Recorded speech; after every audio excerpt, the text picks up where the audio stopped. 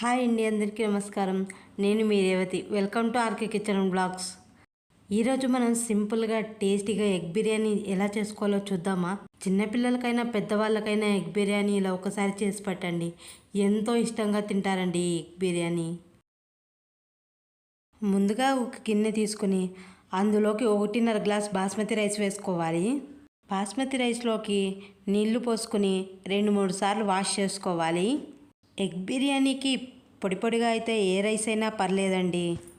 బాస్మతి రైస్లోకి నీళ్లు పోసుకొని మూత పెట్టుకొని పక్కన పెట్టుకోవాలి. బాస్మతి రైస్ ఒక హాఫ్ అన్ అవర్ నానితే సరిపోతుందండి. ముందుగా మిక్సీ జార్ తీసుకుని 6 పచ్చిమిర్చి, 2 ఇంచీల అల్లం ముక్కలు, పొట్టు తీసుకున్న తెల్లగడ్డలు వేసి మిక్సీ పట్టుకోవాలి. ఇప్పుడు మిక్సీ జార్ మూత తీసి ఇలా పేస్ట్లా పట్టుకుంటే సరిపోతుందండి. ఇప్పుడు అదే మిక్సీ జార్లోకి ముందుగా కట్ చేసిన టమోటా ముక్కల్ని వేసి మిక్సీ పట్టుకోవాలి. మీకు మిక్సీ పట్టుకోవడం ఇష్టం లేకపోతే టమోటా ముక్కల్ని చిన్నగా కట్ చేసుకోవచ్చు. మిక్సీ పట్టుకుని ఇలా పేస్ట్లా పట్టుకుంటే సరిపోతుందండి టమోటా ముక్కల్ని. ఇప్పుడు స్టవ్ వెలిగించి ఒక పాత్ర పెట్టుకుని పాత్రలోకి నీళ్లు పోసుకోవాలి. ఈ నీళ్ళల్లోకి బిర్యానీ ఇంగ్రీడియంట్స్ వేసుకోవాలి. అలాగే నీళ్ళల్లోకి ఉప్పు, అలాగే ఇందులోకి ముందుగా మిక్సీ పట్టుకున్న పేస్ట్ 1 స్పూన్. ఇప్పుడు ఈ నీళ్ళల్లోకి 1 స్పూన్ అల్లం వెల్లుల్లి పేస్ట్ వేసి నీళ్లను బాగా కలుపుకొని మూత పెట్టుకోవాలి. ఇప్పుడు ముందుగా ఉడికించుకున్న గుడ్లని ఘాట్లు పెట్టుకోవాలి. నేను 4 గుడ్లు తీసుకున్నానండి. మీకు ఎన్ని గుడ్లు కావాలంటే అన్ని గుడ్లు తీసుకోవచ్చు. ఇప్పుడు ప్లేట్ తీసి నీళ్ళు మొత్తం మరుగుతున్నాయి. ఇప్పుడు నీళ్ళల్లోకి కొద్దిగా నిమ్మరసం పిండుకోవాలి. నీళ్ళల్లోకి నిమ్మరసం పిండుకుంటే అన్నం పొడి పొడిగా అవుతుంది. అలాగే నీళ్ళల్లోకి కొద్దిగా కొత్తిమీర, పుదీనా వేసుకోవాలి. ఈ నీళ్ళల్లోకి పచ్చిమిర్చి వేసుకోవాలి. ముందుగా నానబెట్టుకున్న బాస్మతి రైస్ వేసుకొని కలుపుకోవాలి. బాస్మతి రైస్ని 80-90% ఉడికించుకుంటే సరిపోతుంది. లేదంటే ఎక్కువగా ఉడికితే బాస్మతి రైస్ విరిగిపోతుంది. బాస్మతి రైస్ ఆల్మోస్ట్ ఉడికిపోయింది. ఇప్పుడు బాస్మతి రైస్ని జాలరీతో ఒక గిన్నెలోకి తీసుకోవాలి.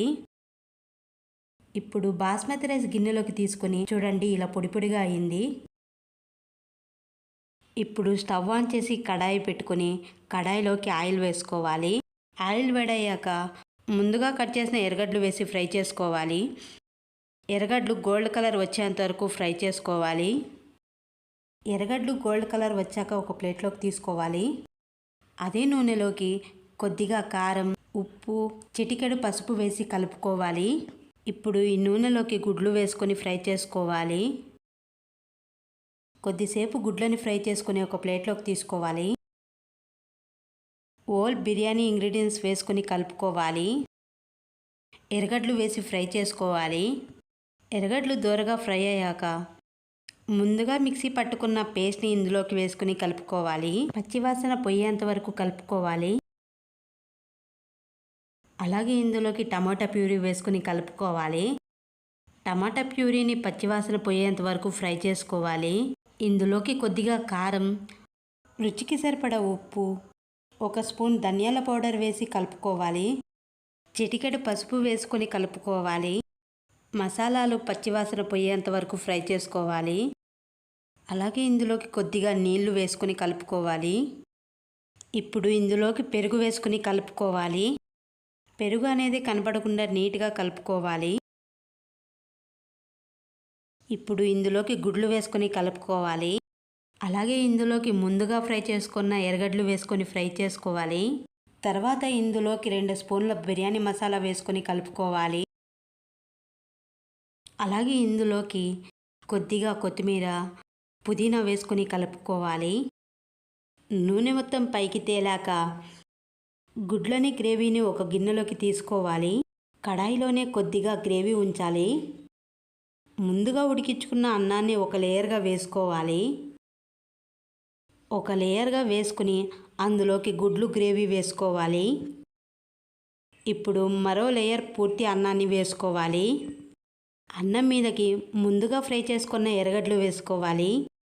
అలాగే ఇందులోకి పచ్చిమిర్చి, కొత్తిమీర, పుదీనా వేసుకోవాలి.